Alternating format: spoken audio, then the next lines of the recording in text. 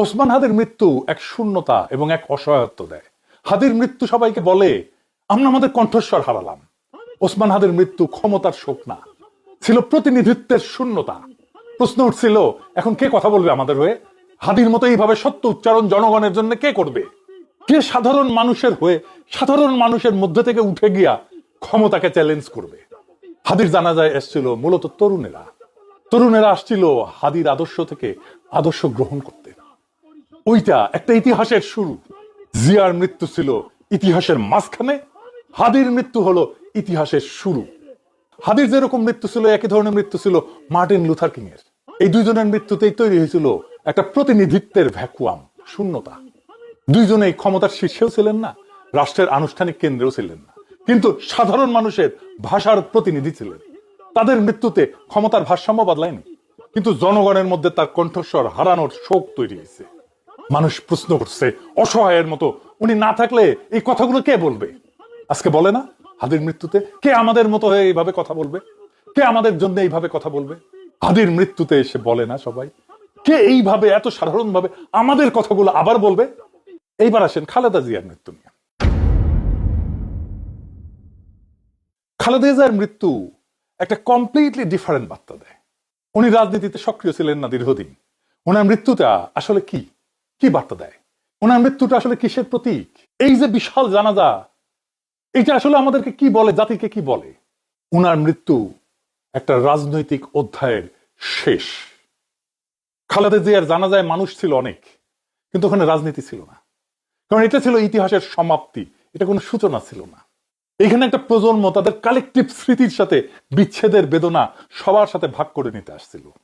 এইটাকে বলে historical closure. একটা অধ্যায় শেষ হয়ে গেল আমাদের প্রজন্মের জন্য, আমাদের দেশের জন্য। এটা শুধু খালেদা জিয়ার জীবনের, রাজনৈতিক জীবনের সফল পরিসমাপ্তিই না, যেই জনগোষ্ঠী খালেদা জিয়া আর জিয়ার রাজনীতি করে আসছে তাদের সাথেও একটা হিস্টোরিক ক্লোজার। বিএনপির এই মৃত্যুকে তুলনা করা যায় ইতিহাসে আরো দুই মৃত্যুর সাথে, মাদার তেরেসার মৃত্যু, নেলসন ম্যান্ডেলার মৃত্যু, আর তার সাথে একই রাস্তায় দাঁড়ায় খালেদা জিয়ার মৃত্যু, একটা রাজনৈতিক সিলসিলার পরিসমাপ্তি। তিনজনের মৃত্যুই ছিল হিস্টোরিক্যাল ক্লোজার, ইতিহাসের সমাপ্তি, সূচনা না। মাদার তেরেসার মৃত্যুতেও ক্ষমতার কোনো পরিবর্তন হয়নি, কেউ ভোটও চায়নি উনি, কারণ সবাই ওখানে গেছেন ওনাকে বিদায় জানাতে, কারণ ওনার জীবদ্দশাতে যা করা দরকার ছিল উনি করে গেছেন। এই শোক প্রকাশ ছিল কৃতজ্ঞতার। নেলসন ম্যান্ডেলার মৃত্যুতেও সারা দুনিয়া কাঁদছে, কিন্তু ওনার মৃত্যুতে কোনো বিপ্লব হয়নি, কোনো বিপ্লবের ডাকও নাই। ওনার মৃত্যুতে ওনার সংগ্রামী জীবনের প্রতি সবাই শ্রদ্ধা জানাইছে। খালেদা জিয়ার মৃত্যু, সেটাও একই রকম একটা অধ্যায়ের শেষ। বিশাল জনসমাগম ছিল, কিন্তু এই যে শোক, এইটা কোনো সলিড রাজনীতিতে কনভার্ট হয়নি, কারণ এই মৃত্যুর সাথে ক্ষমতার প্রশ্নটা জড়িত না। এই তিনটা মৃত্যুই, Mother Teresa, Nelson Mandela, Khaleda Zia, কোনোটাই অসমাপ্ত প্রকল্প না। তাই জানাজা হয়েছে জনসমুদ্র, কিন্তু কোনো স্লোগান ওঠেনি, শপথ হয়নি, যেটা হয়েছে হাদির জানাজায়।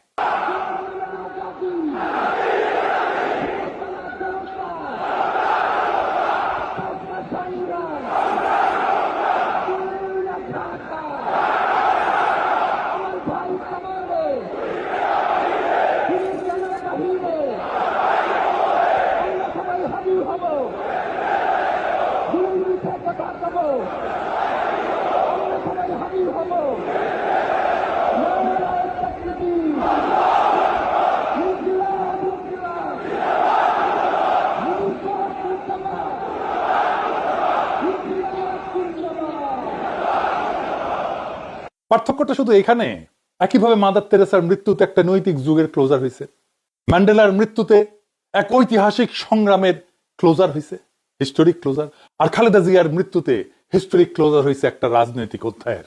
এমনকি তারেক রহমানের বক্তব্য বা নজরুল ইসলাম খানের বক্তব্য ছিল ওনার রাজনৈতিক জীবনের স্মরণ।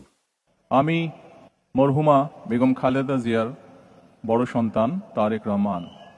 আমি আজকে এখানে উপস্থিত সকল ভাইয়েরা এবং বোনেরা যারা উপস্থিত আছেন, মরহুমা বেগম খালেদা জিয়া জীবিত থাকাকালীন অবস্থায় যদি আপনাদের কারো কাছ থেকে কোনো ঋণ নিয়ে থাকেন, দয়া করে আমার সাথে যোগাযোগ করবেন, আমি সেটি পরিশোধের ব্যবস্থা করব ইনশাআল্লাহ।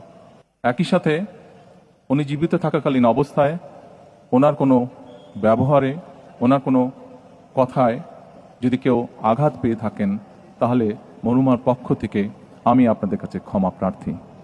দোয়া করবেন আল্লাহ তাআলা যাতে ওনাকে বেহেশত দান করেন। আসসালামু আলাইকুম। খালেদা জিয়ার জানাজায় এসেছিলেন মূলত শোকার্ত 40 মানুষেরা।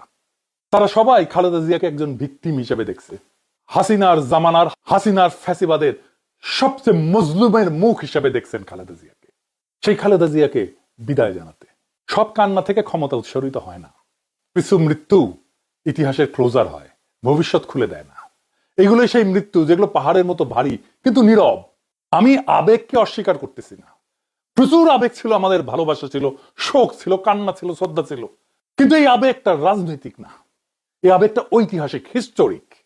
আবার ধরেন কখনো কোনো মৃত্যু ভয় দেখায়, মেসেজ একটাই, এই পরিণতি মনে রেখো, এই মৃত্যু মানুষকে রাস্তায় নামায় না, নীরব করে দেয়।